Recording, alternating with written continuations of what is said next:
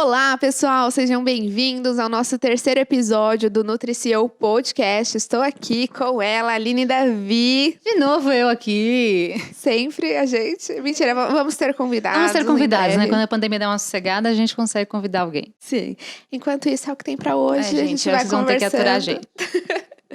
E hoje a gente resolveu falar de um assunto que pedem bastante pra gente, que é sobre estudos. Então, técnicas de estudos para melhor entender a disciplina, aplicar na prática e também formas de buscar esse conhecimento. Então, a gente vai falar um pouco sobre pós-graduação, sobre iniciação científica, mestrado, doutorado e algo que a gente já passou por algumas experiências, então a gente consegue compartilhar com vocês. Então, vai ser um assunto bem interessante para a gente conversar. Maravilha, e ajuda bastante, né, Rafa? Para toda a questão, a nutrição é fundamental que tenha um estudo por trás.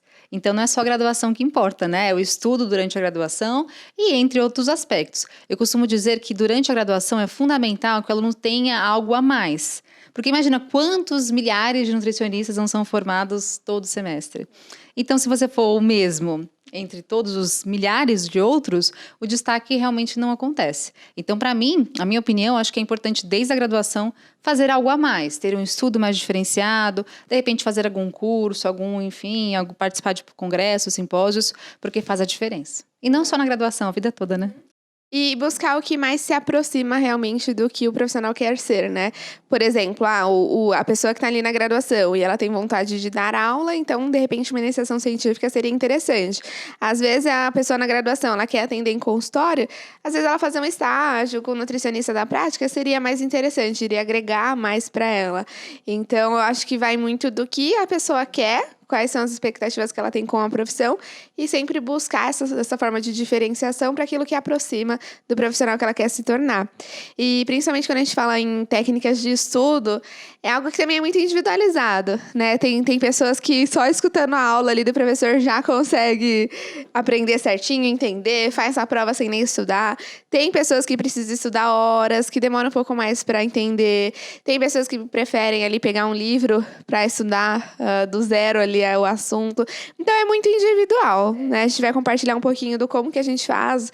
Eu acho que cada um consegue criar técnicas para facilitar ao decorrer dos anos. Aí, de repente, quem está no comecinho da graduação está ainda identificando o que seria melhor.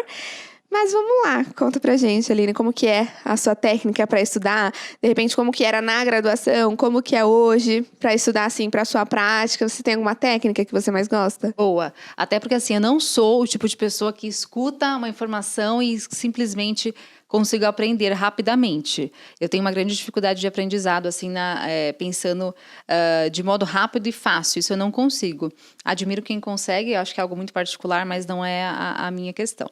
Então, na graduação, o que eu fazia muito? Assistia a aula, tentava aprender o máximo que eu conseguia. Então, é importante, obviamente, prestar muita atenção. Então, ter atenção ao professor, tentar não se dispersar ao redor com celular e amigos, etc. Eu sei que às vezes não é tão simples assim, mas é fundamental ter esse foco. E aí, o que eu fazia? Durante a aula, eu não conseguia anotar tão bonitinho, com a letra arrumadinha no caderno. Isso é uma coisa que eu gosto, porque para estudar fica fácil. Então, o que eu fazia? A professora mandava antes os slides da aula, eu imprimia aqueles slides e eu deixava, enfim, no cantinho ali. O que eu fazia durante a aula? Eu anotava o número do slide, então vamos supor, slide número 1, slide número 2, 3, 4. E aí, a cada slide que ela falava, eu escrevia rapidamente com um garrancho, de qualquer maneira, numa folha sulfite em branco, e escrevendo tudo. Chegava em casa, eu pegava cada slide com cada informação, e eu ia repassando aquilo num caderno mais bonitinho, com cor, para eu conseguir chamar minha atenção, para que eu conseguisse lembrar a matéria daquele dia.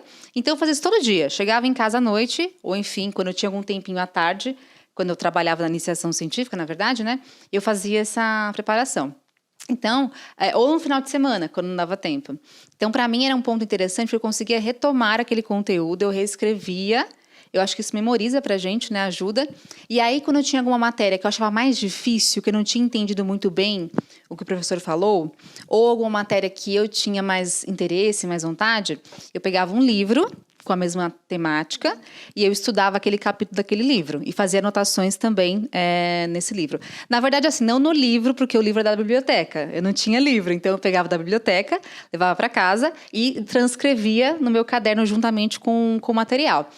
Isso na graduação. Eu não tinha muito costume de ler artigo científico, porque eu tinha mais dificuldade. Eu acho que é natural, né? Para quem é aluno de graduação, é algo bem complexo. Então, eu lia mais artigo quando era solicitado pelo professor. Agora, eu querer pegar um artigo, eu achava muito difícil. Então, para mim, o livro era muito mais fácil, prático e tinha aquela informação que eu queria. Então, eu fazia sempre assim.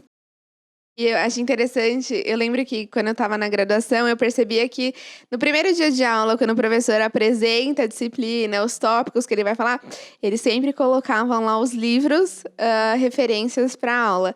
E eu sempre pegava aqueles livros porque teve uma parte que eu entendi que toda a aula ali, ela vinha de algum livro, principalmente quando eram disciplinas básicas, né? Então, fisiologia, bioquímica, muitas vezes vem dos livros ao invés dos artigos científicos ali, dependendo da informação. Então, é legal realmente saber qual que é o livro que o professor está utilizando na aula para você pegar aquela referência e fazer sentido, né, com o que ele falou. E de onde ele tirou aquela informação. O professor, ele não inventa a informação. Muitas vezes, né? Ele não inventa. Então, vá atrás da referência para você realmente ter um argumento melhor, entender realmente o contexto daquela informação. Então, é interessante. Eu fazia um pouquinho inverso de você. Na verdade, eu lembro que na graduação eu gostava de anotar tudo que o professor falava. Então, eu não olhava muito para o slide. Eu realmente anotava tudo que falava, porque se você é professora, você sabe, né? O professor, ele só põe no slide ali o ponto, só não uma palavra das 25 que ele vai falar. Então, realmente, é muito pontual. Então, eu não conseguia entender nada pelo slide. Só de olhar slide, por exemplo, faltei na aula, vou olhar o slide, eu não entendia nada. Então, eu gostava realmente de escrever tudo que o professor falava, para depois, na hora de estudar, para a prova, eu realmente rever com os livros. Então, eu via ali o que eu escrevi, o que foi falado, e ainda assim, algo mais completo no livro. Então, fazia com que eu entendesse melhor. Então, para mim, eu fui criando realmente esse hábito e eu conseguia... Fazia sentido, de alguma forma. Por exemplo, fisiologia, os sistemas, eles se completam, né? Então, a gente consegue... Quando a gente vê que faz sentido, fica mais fácil pra gente. Então, pra gente argumentar, pra gente, sei lá, fazer prova, que seja. Então, eu gostava mais dessa técnica, ainda assim, eu uso, eu gosto. Hoje em dia, na prática, a gente estuda mais por conta, né? Eu preciso saber mais desse assunto. Então, eu sinto que hoje, como profissional, a gente precisa ter uma disciplina melhor para parar e estudar, porque às vezes fica na prática só e não vai buscando atualização. Então, a gente precisa ter essa organização também, pelo menos ali uma vez por semana, tira 2 horinhas do dia para parar e estudar. Então, o que eu preciso aprimorar aqui para minha prática, e aí buscando referências. E aí, enfim, como que é nessa questão prática Isso para você? Um ponto fundamental, Rafa, que você colocou. Porque não tem como a gente atuar na prática clínica sem atualização. E afinal, a nutrição, assim como qualquer ciência médica, é necessário muita atualização, porque senão você tem uma conduta que é lá de trás. Então, por exemplo, um livro, quando foi publicado, já tem uma informação que já não é tão fresquinha assim. Tudo bem, né? É natural que o livro tenha essa sequência cronológica, ele vai estar um pouquinho desatualizado, mas o artigo científico, quando a gente pega artigos científicos mais recentes, não. Então, esse é um ponto fundamental. Então, hoje, pensando na prática clínica e na minha atualização pessoal para os meus alunos também, lógico, leio livros, sim, mas eu foco muito mais em artigo científico. E isso é crucial, porque senão você vira um nutricionista que vai prescrever componentes, dietas, estratégias lá de trás, de 1990. Então, isso é fundamental que a gente tenha sempre uma atualização. Independente de como for, eu quero ler um artigo, eu quero, de repente, participar de um curso, um simpósio, um congresso, o que você achar mais interessante? Quanto mais tipos, eu acho que realmente é complementar.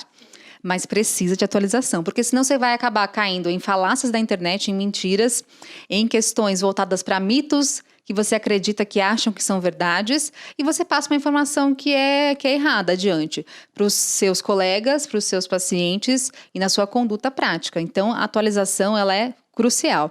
Então, hoje, o que eu mais faço é, perante alguma demanda ou algum paciente que, de repente, veio com alguma condição clínica específica que eu não conheço, ou alguma aula que eu preciso dar, ou de acordo com a minha vontade, eu quero estudar sobre isso. De repente, alguém pergunta alguma coisa, eu quero me atualizar. Então, eu vou me atualizando de acordo com a minha vontade e demanda. E aí, sempre com artigos científicos para complementar ainda mais esse conhecimento. Exato.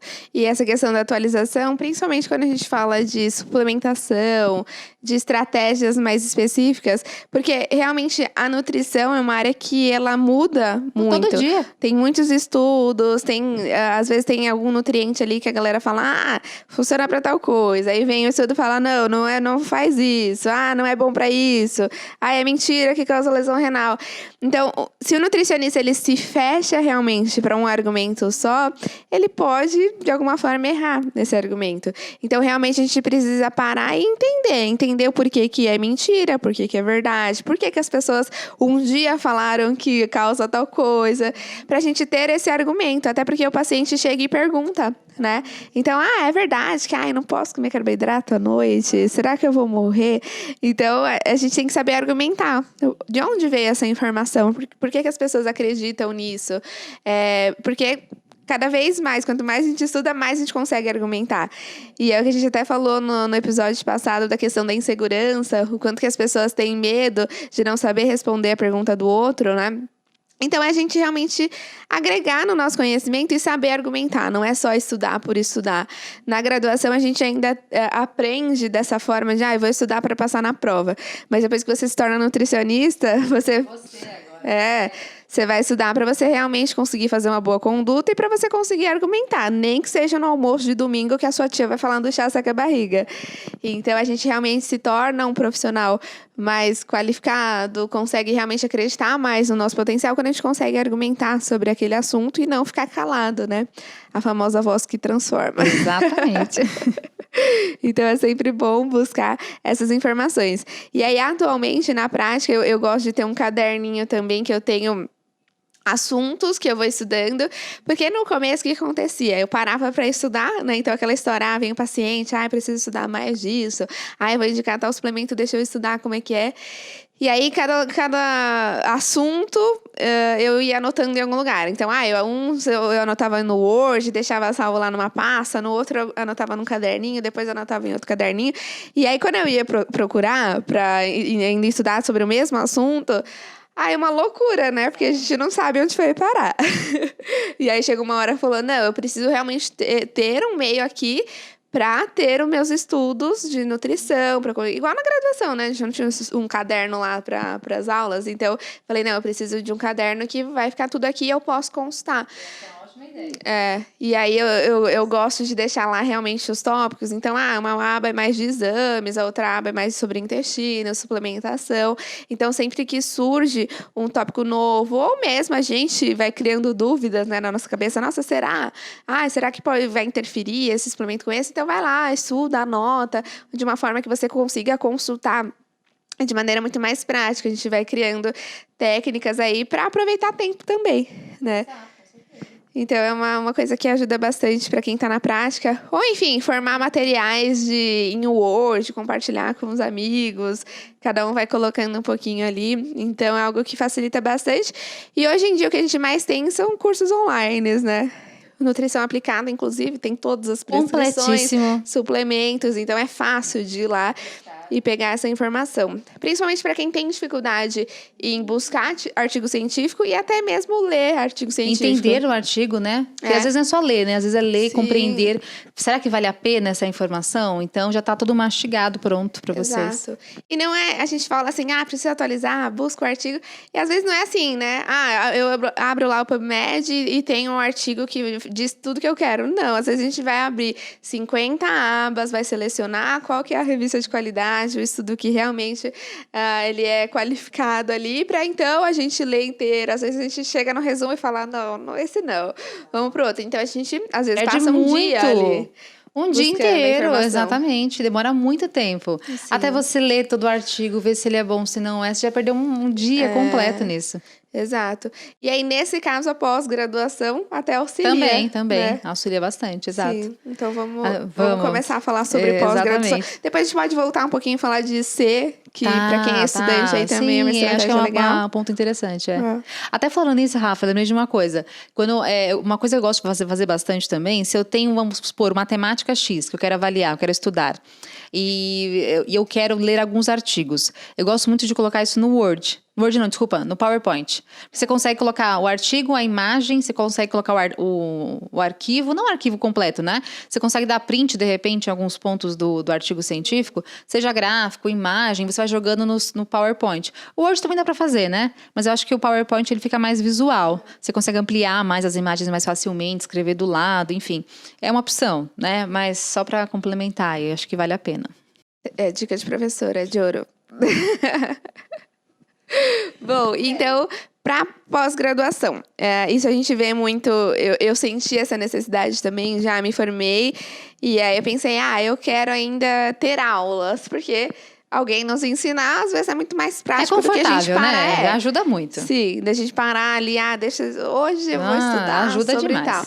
Então, fazer uma pós-graduação realmente facilita pra gente pegar essa informação e principalmente ter trocas de experiência, né? Quando a gente pega um curso, uma pós-graduação legal, que tem professores da prática mesmo, traz uma bagagem que nenhum livro traz. A experiência prática é só com pessoa mesmo. Então, vale a pena. E aí, nesse comecinho, eu falei, não, eu quero fazer uma pós-graduação para eu continuar ali estudando, tendo esse estímulo de pegar o que é realmente importante para a prática. E aí vem a questão, né? Qual que eu faço? Qual instituição e qual a pós-graduação, qual curso que eu vou fazer? Eu acho que muitas pessoas passam por essa dúvida. No começo a gente quer fazer tudo, né? Eu queria fazer de esportiva, de clínica, de comportamental. Depois foge, não quer fazer mais nada. Depois você fala, não vejo a hora de acabar. É isso mesmo. E aí, qual que é a dica que você dá? Perfeito. A pessoa está começando lá, indo atrás da pós-graduação, o que você sugere? Olha, eu acho que a gente tem dois tipos, né, básicos de pós-graduação. Então, tem aquele que é o estrito sensu, onde a pessoa escolhe fazer mestrado, doutorado, pós-doc.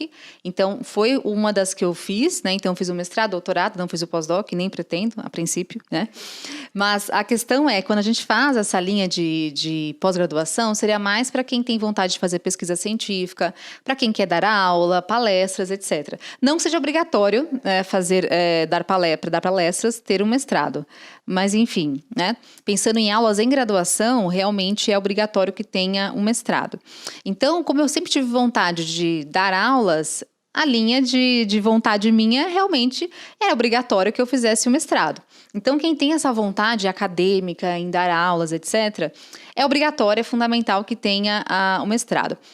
Claro que em algumas pós-graduações do país, não é obrigatório que você tenha um mestrado para dar aulas. Você pode ter a especialização apenas, mas, enfim, não são todas que irão aceitar isso. Então, por via das dúvidas, para quem quer dar aula, eu acho que é interessante fazer o mestrado. Que é uma questão, você pode fazer em faculdades públicas, em particulares. Pensando em faculdade pública, normalmente a dedicação é um pouco mais extenuante, né? Demanda um pouco mais da pessoa, mas é uma escolha, né? Agora, se de repente você quer fazer um atendimento clínico, você quer mais experiência para a sua prática clínica, como nutricionista de consultório, ou nutricionista de hospital, de academia, enfim, nutricionista. Para atendimento de nutricionista de fato, não como professor, como docente. Aí seria mais interessante uma especialização, que seria uma pós-graduação, nesse caso aí é lato sensu, né? Então, nesse caso, você tem uma gama gigantescas, tanto em faculdades particulares especialmente, quanto públicas, e tem várias, né? Antigamente era clínica e era UAN e era saúde coletiva. Hoje tem um monte. Tem de emagrecimento, tem de funcional, nutrição funcional, nutrição esportiva, materno-infantil, comportamento alimentar, vegetarianismo, tem só de emagrecimento. Tem de tudo, né? Genômica, exato. O UAN também, para quem gosta. É mais raro, mas tem gente que gosta, né? Então, enfim, tem de tudo que você imagina. Marketing também. Então, N possibilidades. E aí muita gente fala assim, mas eu queria fazer essa, e fitoterapia também, que é bem interessante, né? Então, todo mundo quer fazer no começo terminou a graduação, querem fazer todas.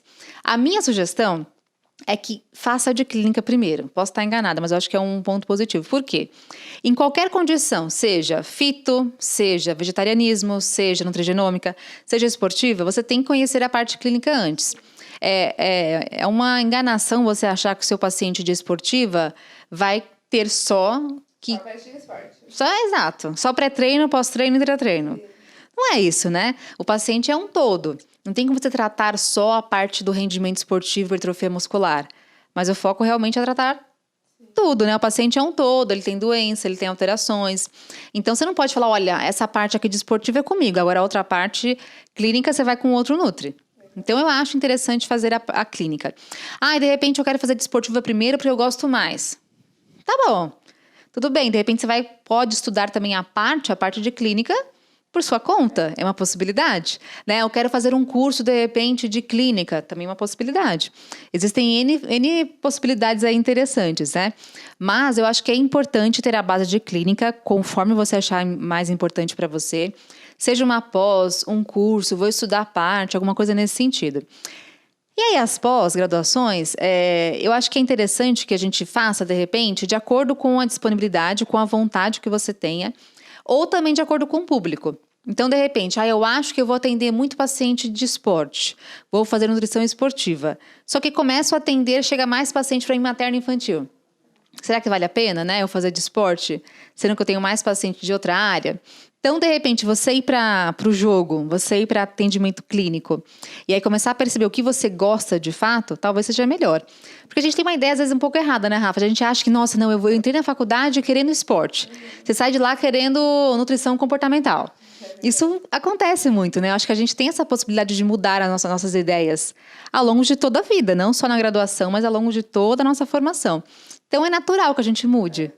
Eu acho que quando a pessoa realmente ela não está decidida a área realmente que ela quer atender, vale a pena começar por clínica. E esse foi o meu caso. Eu lembro que eu até te perguntei qual que eu deveria fazer, porque eu estava na dúvida entre esportiva e clínica, porque eu gostava muito das duas áreas, enfim, eu não sabia qual que eu queria puxar mais. Só que eu comecei a atender junto ali com o começo da pós-graduação, e eu escolhi clínica realmente por esse pensamento de, com o meu pensamento em clínica, ainda assim eu vou conseguir ajudar a pessoa que pratica exercício físico, eu estudo um pouco mais de esporte à parte, então vai dar certo. E para mim realmente facilitou, porque eu fui atrás de uma pós-graduação que realmente tinha esse olhar clínico individualizado em consultório. Isso é uma coisa que realmente o aluno ele tem que prestar atenção, porque a gente tem muitas pós-graduações em nutrição clínica que foca em nutrição hospitalar. Então, vá atrás realmente do conteúdo que vai ter nessa pós-graduação para saber se isso te atrai, se isso vai realmente agregar na sua prática. Então, para mim não era interessante aprender sobre terapia nutricional, sobre as dietas hospitalares, porque realmente não era algo que eu queria aplicar, eu não queria trabalhar em um hospital. E aí, então, eu fui atrás de uma pós que tinha esse olhar clínico em consultório. E aí foi muito bom, porque com as aulas realmente tinham ali sobre exames, sobre sinais e sintomas, tinha sobre emagrecimento, diabetes, principais condições clínicas que a gente recebe em consultório, o básico também de bioquímica, fisiologia. Então, é algo que realmente traz esse olhar com o ser humano. Então, se você tem essa base, você consegue olhar tanto para uma gestante, quanto para um atleta, até mesmo para um idoso, para uma criança. Então, é um conhecimento que nunca ninguém vai te tirar, né? Não quer dizer que você fez a escolha errada, se você começou com uma pós-graduação, que hoje você mudou de ideia. Não, o conhecimento ele é sempre muito válido, né? Então, eu tive essa escolha e realmente, para mim, valeu muito a pena. Eu terminei até esse ano, então valeu a pena. Hoje, eu não penso mais em seguir para fazer outras pós, não por enquanto, porque hoje meu mestrado ele é focado em nutrição esportiva. Então, de alguma forma, eu até consegui associar as áreas, né? Então, vai o que você gosta mais. É óbvio que tem pessoas que nutricionistas que já estão na cabeça, eu quero atender vegetariano, eu quero me tornar uma autoridade no vegetarianismo. Legal, vai lá fazer curso de vegetarianismo, você já está decidida, quanto mais você aprender sobre esse assunto, vai ser melhor para sua prática. Então, vale a pena pensar dessa forma. Como a gente disse, não tem certo regra. Errado. Não tem certo ou errado. E é o que você falou interessante, tem aluno, na verdade, que já é vegetariano. E aí ele falou, não, eu faço questão de atender só assim, porque o cardápio que eu vou calcular, eu não quero nem pensar em colocar carne no cardápio, porque isso me agride, né? Então tem pessoas que realmente têm essa noção, né? Essa vontade. Então, perfeito. Sabe muito bem o que quer, maravilha. Sim. E até mesmo a área de nutrição comportamental, tem muitas pessoas que me perguntam no Insta, né? Eu não sei se eu faço de esportiva, se eu faço de comportamental. Será que vai dar para eu associar? Qual que eu faço primeiro? Eu acho que eu vejo, assim, a nutrição comportamental como uma abordagem. Qualquer pessoa que a gente atende, a gente analisa o comportamento, toda a alimentação dela, o contexto em que essa alimentação está inserida, a gente lida com o comportamento alimentar. Então, pode ser um atleta, pode ser uma pessoa que quer emagrecimento, que tem alguma doença, uma criança. A gente pode usar a abordagem do comportamento alimentar. Então, independente da área que você quer focar, você ter esse conhecimento, essas ferramentas para analisar o comportamento alimentar, vai ser muito legal, né? E tem gente que faz 2 pós juntos, né? Também. Uma loucura, imagina, mas... mas dá. Dá certo. Eu fiz a pós-graduação em Nutriclínica e o mestrado. Tá vendo? Foi Falando louco, assim, mas acabei pelo menos. Mas vale a pena. Até, Rafa, eu pensei em uma coisa. Um aluno meu falou, esses dias até, acho que foi mês passado. Ele, se não me engano, ele era fisiculturista, alguma coisa assim. E ele falou, Aline, é interessante, porque ele quer fazer nutrição esportiva e comportamento alimentar. Legal. E ele falou, por que eu quero isso? Porque eu já vivi muito uma certa agressão, uma certa angústia na competição, porque tem toda aquela questão, né? Você precisa estar assim, com esse corpo X, Y, Z, você não pode comer isso, aquilo, outro. Então, o treinador no pé ali, muitas vezes, né, bem agressivo em relação a isso. Ele falou, nossa, eu fiquei tão abalado emocionalmente, de tanta cobrança que existiu, que eu queria trabalhar com esse público ainda, porque ele gosta, né? Então, é da área dele, de fisiculturistas. Mas eu não queria ser tão agressiva a esse ponto. Então, acho que pode ter um certo equilíbrio em relação a isso. Você sabe que nutrição esportiva tem que calcular muito bem bonitinho o cardápio, não tem que ser como um cardápio só qualitativo, então é diferente realmente. Mas que seja feito de uma maneira um pouco mais, talvez, delicada, um pouco mais cuidando desse paciente, né? Então, acho que é possível, sim, misturar as áreas. E é muito interessante ter esse diferencial, ter um olhar fora da caixinha. Exatamente. Né? É bem interessante. Ou até mesmo, esses dias eu estava conversando com uma aluna do TSP e a gente estava falando sobre a cobrança que existe em algumas academias, né? Eu lembro que eu até fui fazer matrícula numa academia há pouco tempo e aí você passa por avaliação com o professor, né? E aí eles querem saber do seu objetivo, tudo.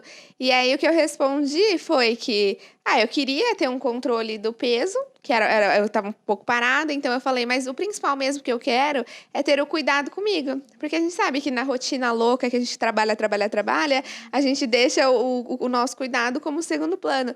E eu falei, eu não quero mais isso. Eu quero cuidar de mim. Eu quero ter um horário de treino porque isso me faz bem. Eu sei que eu estou cuidando de mim. Então, eu quero ter essa dedicação, esse compromisso comigo. E aí, o professor, né, da avaliação, ele teimou comigo que eu tinha que ter um objetivo de, por exemplo, mas você não quer entrar numa roupa específica, num biquíni pra andar na praia? Sabe, assim, uma cobrança da estética, que ok, muitas pessoas têm, óbvio que a gente se preocupa com isso, mas por que eu não posso ter um outro olhar sobre o esporte, sobre o exercício? Exato.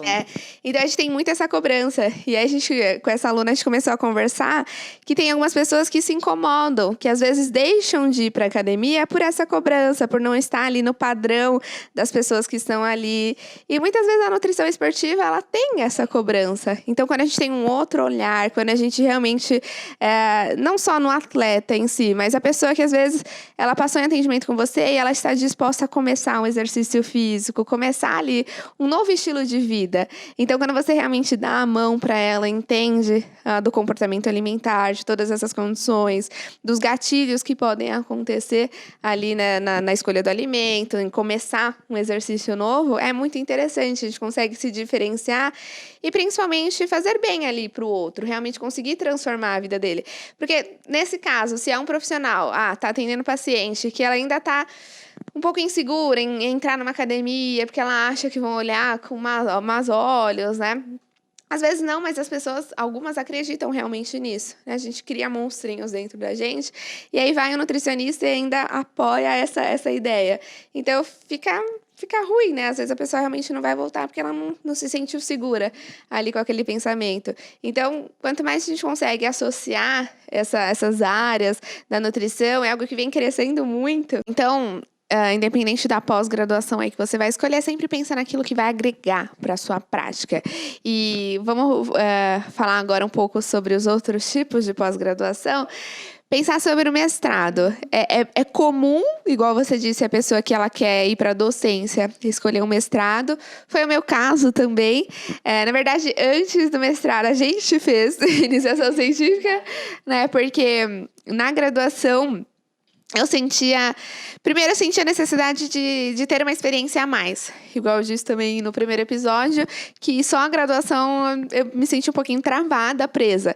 Então, eu fui buscando experiências a mais e, por acaso, eu descobri a iniciação científica. Eu não sabia muito bem o que era.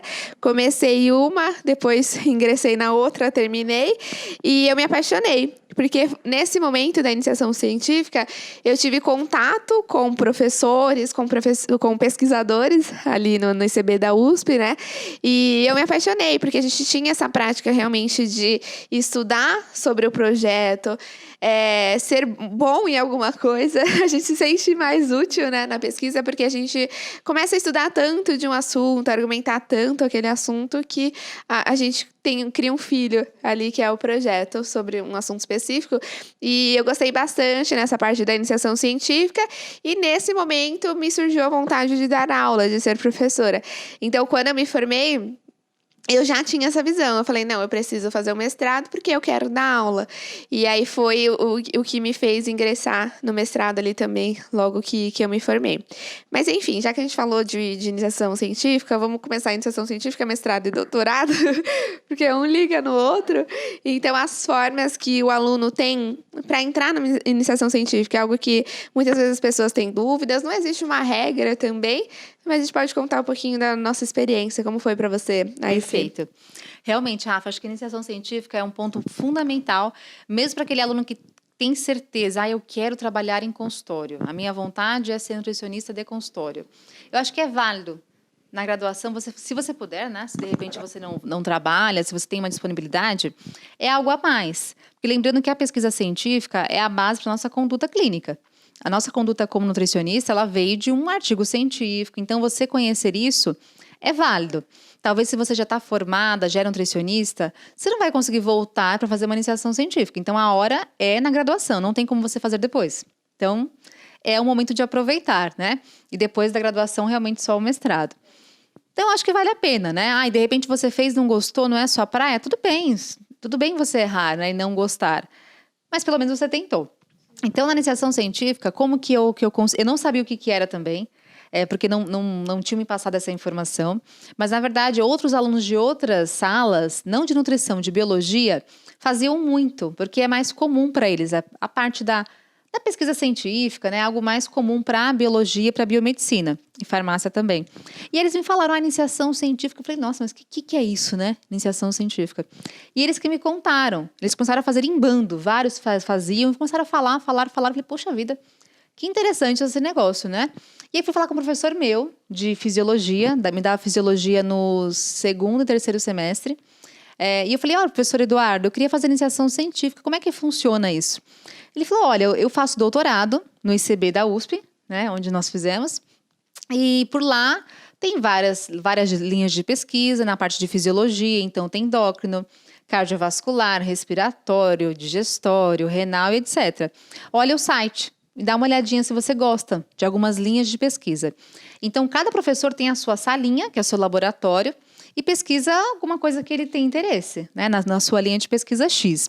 E é algo bem específico, né? Tem professor que vai estudar o fluxo de glicose por meio de um transportador do X, né? Então, são coisas bem, bem específicas. E eu comecei a olhar alguns professores e me atraiu alguns. Eu falei, olha, professor Eduardo, eu gostei desse professor aqui, eu acho que essa linha de pesquisa é algo que me atrai. que tem a ver com nutrição, que eu acho interessante. Ele, então tá bom, vou falar com esse professor aqui, porque ele é mais próximo a mim, que é o professor Biratã Fabrício Machado, para ver se ele tem alguma vaga. E tinha.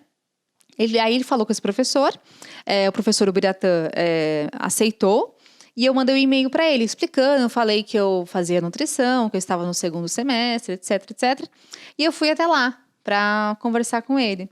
E aí acabou que foi uma conversa super simples, né? Muito aluno meu pergunta assim, mas será que eu tenho que saber toda a fisiologia? O pessoal acha que vai chegar lá, vai ter que fazer uma prova. apresentação da linha de pesquisa do grande pesquisador. Exato. Muita gente pergunta isso, né? E eu lembro que quando eu fui lá, eu fui com a minha mãe, eu lembro até hoje, assim, muito bem do dia. Eu tava desesperada. Eu falei, nossa, eu vou conversar com um pesquisador a nível mundial, que é fera, que é incrível, um médico endocrinologista, tipo professor titular da USP, que tem 50 anos só de experiência. E eu lá, né, 18, 19 anos, conversando com ele. Falei, nossa, gente do céu, mas não. O que ele queria? Saber a minha disponibilidade, qual que é o horário que eu podia estar por lá, qual que era a minha vontade. Então, assim, perguntas que foram 2 minutos só para saber realmente se eu poderia estar por lá. E eu falei, não, claro, né? Por que não que eu não vou querer? E eu comecei no dia seguinte já a participar da rotina do laboratório, que realmente é muito diferente da faculdade. Pra gente que é nutricionista, assim, é totalmente diferente. Eu acho que quem faz biologia e biomedicina pode ser uma coisa ou outra semelhante, né? Mas pra gente que é da Nutri, é um outro mundo. E eu amei. Que é uma coisa que eu nunca teria na faculdade. Nunca. É algo super diferenciado, voltado para pesquisa científica. Você ir lá para a bancada e fazer um experimento diferenciado que você nunca viu. Então, é algo novo, que me chamou muita atenção. E muito prático, né? Você fica muito na bancada trabalhando, então achei bem interessante. O que eu falo para os meus alunos hoje em relação a isso? Nós temos vários lugares. Até falei para você, né? Eu acho que quando eu te dei aula, acho que foi a primeira aula que eu dei foi sobre isso. Eu costumo fazer isso mesmo. Até para que vocês conheçam. Como eu nunca fui avisada, eu gosto de passar essa informação adiante para quem possa aproveitá-la, né? Então, hoje nós temos diversos lugares aqui em São Paulo, no Brasil inteiro, obviamente. Mas aí é mais faculdade pública, né? Particular não tem. Até tem algumas, tem pesquisa científica, mas é mais pro aluno da própria faculdade. Agora, se eu falo em USP, Unifesp, Unesp, Unicamp, eles aceitam alunos de outras faculdades, inclusive particulares, que foi o nosso caso, por exemplo, né? Então, qual que é a principal busca? Eu acho que é olhar as faculdades, os departamentos que ficam dentro da faculdade. Então, nós temos vários departamentos de nutrição, de farmácia, o meu foi de fisiologia, de bioquímica. E olha que interessante, né? Mesmo assim, eu sendo da Nutri, eu fui para uma área mais de fisiologia, não fui para uma área de nutrição aplicada, por exemplo, porque era a minha vontade. Eu sempre quis fazer algo diferenciado, além da nutrição, porque a nutrição eu já ia aprender na faculdade, na prática clínica. Agora, a fisiologia bruta, que me ajuda muito na prática clínica, foi onde eu consegui mais aprender realmente fazer um mestrado e doutorado.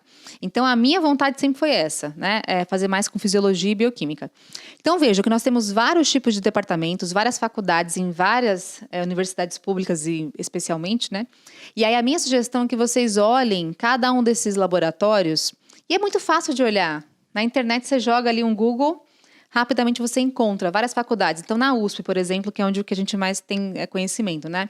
Tem o ICB da USP, lá tem a farmácia, tem a imunologia, biologia celular, anatomia. Tem a faculdade de nutrição também, tem a faculdade de farmácia, faculdade de medicina, faculdade de veterinária também, por que não? Então, tem vários tipos de universidades, né? Assim, faculdades dentro da universidade. E aí, você entrando nos sites, nas abas de pesquisa científica ou de docentes, você encontra o que cada um deles faz. E vai ter o e-mail deles por lá, né? Então, seja corajosa, tenha cara de pau de pedir. Alguns sites são um pouquinho mais confusos, né? Mas vai indo por setores, por departamento. Aí você vai saber quais são os docentes ou linhas de pesquisa que tem. E aí você vai entrando em cada departamento para saber melhor. E aí você entra no professor e você vê pelo menos assim os tipos de artigo que ele publica. Porque às vezes, por exemplo, o orientador é um médico endocrinologista. Aí você acha que a linha de pesquisa é focada mais para medicina, mas às vezes não. Às vezes ele tem uma linha de pesquisa ali que é com algum suplemento voltado ali para a linha de pesquisa. Então, ainda assim, você consegue associar com a sua área, não ficar algo muito por fora, né? Verdade, concordo contigo, Rafa. E realmente, isso é um mundo assim de N possibilidades.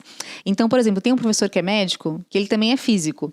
Então, a linha de pesquisa dele é totalmente física. Não tem praticamente nada de medicina. Deus me free. Né? E ele fez, olha que interessante, né? Ele fez medicina de manhã na USP e física à noite na USP. Imagina. Meu Deus! Sério. Imagina, né? O QI dessa pessoa. Ele é muito. Tive uma aula com ele de bioestatística. Meu Deus do céu. Até de lembrar já passo mal. Mas enfim. Mas é isso que a Rafa falou, né? É interessante que a gente tenha que olhe e saia com calma. Pega lá o site da USP, vê. Então na USP eu vou na faculdade de farmácia. Ela tem muita coisa de nutrição.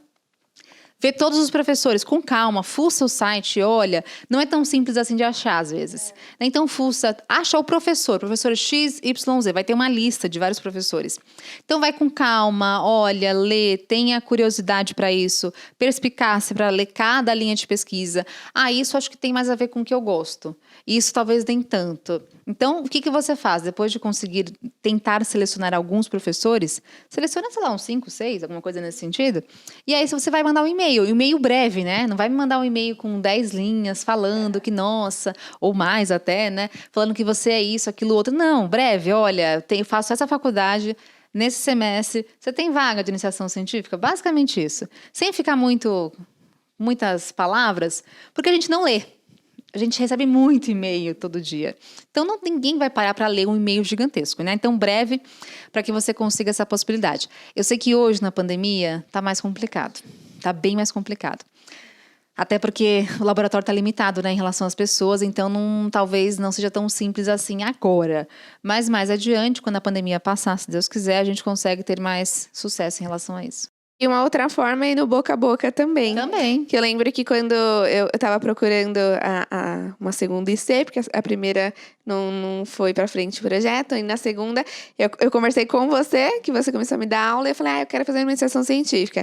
Aí na hora você lembrou de uma amiga que estava precisando, que ela estava fazendo doutorado, então foi nesse boca a boca, né? Um passa pro outro. Então, de repente, vale a pena. Se você conhece alguém que faz IC ou que faz mestrado ou doutorado, que está dentro ali do meio da pesquisa, um conversa com o outro. É comum, né, as pessoas buscarem por alunos, porque o aluno de IC, ele realmente vai auxiliar algum aluno de doutorado ou de mestrado, principalmente, né? Então, o IC, ele vai aprender com alguém que está mais para frente ali na questão de graduação, como que chama? De mestrado ou doutorado ou pós-doutorado, que a gente tem essas hierarquias no laboratório. Então, o IC, geralmente, ele se liga num projeto de alguém, num projeto maior. Ele vai ser um bracinho ali do projeto. Então, conversa com as pessoas. Se você conhece algum amigo que já está no meio, com certeza vai aparecer alguém precisando da ajuda de um IC. E muitas vezes a gente vai receber não. Eu lembro que quando eu estava procurando no terceiro semestre, quando uma não deu certo, eu fui atrás, eu cheguei a fazer reunião, entrevista, né? E muitas não deram certo. Eu recebi muitos não. Uns 5, assim, antes de eu conseguir entrar na que você me indicou. Então, o não a gente já tem. Já tem. É ir atrás do sim. Exato. Eu lembro que eu fiquei frustrada, falava, não vou conseguir fazer nada além da graduação. Mas depois eu consegui, foi muito legal. Eu entrei no ICB também, na USP, mas era uma área sobre ritmo circadiano e melatonina. E eu tive a mesma experiência que você, porque antes, quando eu fui conversar com essa aluna de doutorado, a gente marcou um dia, tudo, para conversar. E foi exatamente isso, para saber de disponibilidade. Mas eu, com medo, comecei a estudar de melatonina. Que eu falei, gente, eu não sei nem o que é melatonina. Deixa eu estudar aqui para ver o que faz. Porque vai que tem uma chamada oral lá de melatonina. Não tem, te garanto que não tem. E aí não foi nada disso, imagina. A gente vai para a iniciação científica para aprender. Quem tá lá realmente tem essa consciência. Que um aluno da graduação, ele vai aprender, ele não precisa saber tudo, ele nunca vai saber tudo, ninguém vai saber tudo, mas ele está ali para realmente aprender. Então, fica calma, não se cobre tanto, e se você realmente quer ter essa experiência, é muito legal. Eu acho que é algo que realmente faz a gente evoluir profissionalmente muito. E pessoalmente também, com essa questão Eu concordo. de saber o que estudar, de criar mais técnicas de estudo também e ter mais autonomia para E muitos, eu argumentar. acho que na graduação, não todos, né? Mas muitos nunca trabalharam em algum local, enfim, o que for. Então, essa é a primeira experiência de muitas pessoas com um trabalho, assim. E aí, saber conviver com as pessoas, saber se organizar. Então, são vários aspectos, né? Vai ter que apresentar, muitas vezes, um artigo científico, o seu trabalho. Então, se expor também. Eu sei que isso gera uma angústia para algumas pessoas, como gerava para mim também. Eu ficava apavorada só de ouvir a palavra seminário, a palavra reunião. Isso para mim era algo assim muito angustiante, muito. E aí isso acabou era ruim antigamente, mas eu fui aprendendo a cada momento, a cada reunião nova, a cada seminário novo, para que eu conseguisse criar na minha mente que eu precisava romper aquela barreira. Então, por mais difícil que realmente era, né? Hoje, para mim, é algo muito mais simples. Então, é importante a gente ter enfrentar esse medo, esse receio. Então, a gente cresce muito, conhece muita gente. Você tem muita possibilidade de fazer eventos gratuitos dentro da USP. Você tem a possibilidade de utilizar alguns tipos de biblioteca da USP. Então, tem várias regalias, né? Que eu acho que é interessante. Esse networking também é muito importante. Eu gosto muito de ter contato com pessoas, principalmente pessoas da área que você pode conversar, trocar experiência. E quando a gente vai para a pesquisa, a gente vai estar ali com os maiores pesquisadores da área. A gente conhece muita gente boa, que sabe muito do que estuda ali. Então, é muito bom a gente ter contato com pessoas. Só de você estar na reunião com aquela pessoa que tem... Sim. Nossa, essa pessoa aqui era o cara que fez o artigo científico tal. O cara tá na tua frente, ele explicando para você o artigo. É incrível, E você né? pode ter oportunidades também de, por exemplo, ir num congresso fora, dependendo, apresentar o seu Fui projeto. muitas vezes. Foi pra Europa. Na Europa grátis, né? Tá vendo? Vale a pena. São experiências que, às vezes, a gente não vai conseguir no estágio, em qualquer outro estágio. Então, a gente tem que aproveitar realmente essa experiência. Até mesmo que você falou, quando eu terminei a graduação, eu terminei junto à IC, né? Foi no mesmo ano. E aí, eu tava com aquela vontade de dar aula, tenho, né? Então, a primeira experiência que a IC me proporcionou foi dar aula no curso de verão de Fisiologia da USP. Então, imagina, se eu não estivesse ali, naquele meio, com aquelas pessoas, nunca que me deixariam dar uma aula no curso de verão. Então, é a gente agarrar essas oportunidades. Sempre vai agregar pra gente de alguma forma. Com certeza. Então, a IC realmente faz o aluno se diferenciar. Nossa, total. Acho que vale muito, muito a pena. É um diferencial muito bom. Sim. E tem muitos eventos mesmo dentro da USP, né? Você pode... E sem contar a parte boa também, que tem um clube dentro da USP, né? Então, você tem um clube esportivo incrível para quem gosta de esporte, natação, pista olímpica. Ixi, é uma delícia. Então, também tem esse ponto que é interessante. Não é todo mundo faz na USP. Não é todo mundo faz na USP, né, gente? Mas qualquer outro lugar. Vale. USP, Unifesp, Unicamp, qualquer lugar, né? Tô apegada à minha faculdade. E quem não é de São Paulo, muitas vezes vem para São Paulo para pesquisa. Também. Né? Nossa, é o que mais tinha, não sei no seu laboratório, mas no meu, o que mais tinha era gente de fora. Então, isso é muito comum. A gente tem uma... isso é muito legal também, né? Você encontrar pessoas do Brasil inteiro, desde o Rio Grande do Sul até o Nordeste. É uma mistura de pessoas ali muito, muito gostosa. Vale muito a pena. E aí, o que a gente tem, que é comum, né? As pessoas que saem da iniciação científica e vão para o mestrado. É muito comum, não é regra. Tem gente que pergunta, mas eu preciso ter feito IC para conseguir entrar no mestrado? Não. Né? Dá para fazer o mestrado sem nunca ter feito uma iniciação científica tranquilamente. É óbvio que, às vezes, algumas experiências práticas de bancada, ali de busca de artigo, ajuda se você já fez uma iniciação científica, mas não te trava de jeito nenhum de você aprender ali só no mestrado. Então, é uma porta que se abre. Muitas pessoas, assim como você fez, né? Ele fez o mestrado no mesmo local que fez a iniciação científica.